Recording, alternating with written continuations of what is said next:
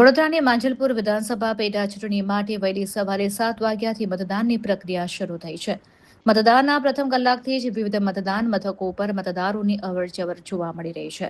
શહેર ભાજપ પ્રમુખ જયપ્રકાશ સોની પણ પરિવાર સાથે મતદાન કરી લોકશાહીના પર્વમાં સહભાગી બન્યા. ચૂંટણી પંચ દ્વારા વરસાદી માહોલને ધ્યાનમાં રાખીને તમામ મતદાન મથકો પર જરૂરી સુવિધાઓ ઉપલબ્ધ કરાવવામાં આવી છે. વડોદરાની માંજલપુર વિધાનસભા પેટા ચૂંટણી માટે સવારે 7 વાગ્યાથી શાંતિપૂર્ણ માહોલમાં મતદાન શરૂ થયું છે.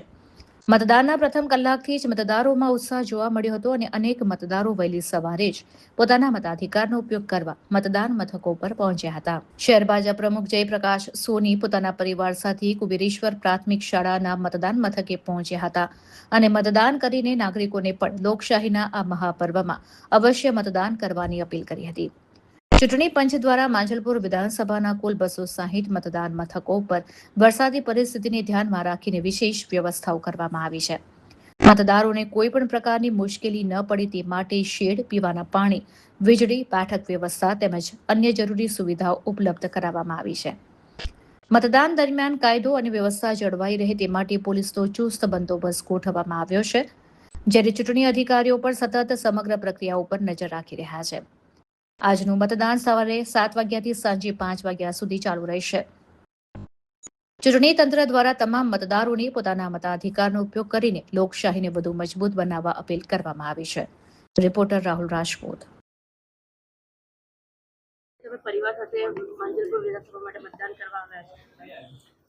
ચૂંટણી એ લોકશાહીનું એક પર્વ છે.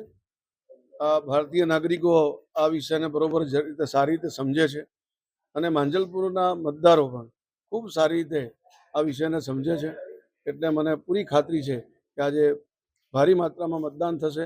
ભલે પેટા ચૂંટણી હોય પણ લોકો આગળ આવીને એક દેશ હિતમાં મતદાન કરશે અને પોતાની ફરજ નિભાવશે. હું સૌને આપના માધ્યમથી અપીલ પણ કરું છું કે આપે તો મતદાન કરવું જોઈએ. આપના પરિવારના સભ્યો સાથે, સોસાયટીના સભ્યો સાથે સામૂહિક મતદાન પણ કરીને દેશ હિતમાં મતદાન કરીએ. ભાજપાને સમર્થન આપીએ, વિકાસને સમર્થન આપીએ. શું કહેશો કેટલું મતદાન થવાની શક્યતા છે, જે રીતની તમારી તૈયારીઓ? અમે 1 મહિનાથી ડોર ટુ ડોર 3 વખત બધાનો સંપર્ક કર્યો છે. એ સંપર્ક દરમિયાન પણ અમને ઉત્સાહ નાગરિકોમાં જોવા મળ્યો છે. એ પ્રમાણે મને લાગે છે કે પેટા ચૂંટણીના રેકોર્ડ, જેવી રીતે આપણે કહેવાય છે કે પેટા ચૂંટણીમાં નિરસ મતદાન હોય, એના રેકોર્ડ માંજલપુર વિધાનસભા બ્રેક કરશે. Subscribe now and press the bell icon. Never miss an update.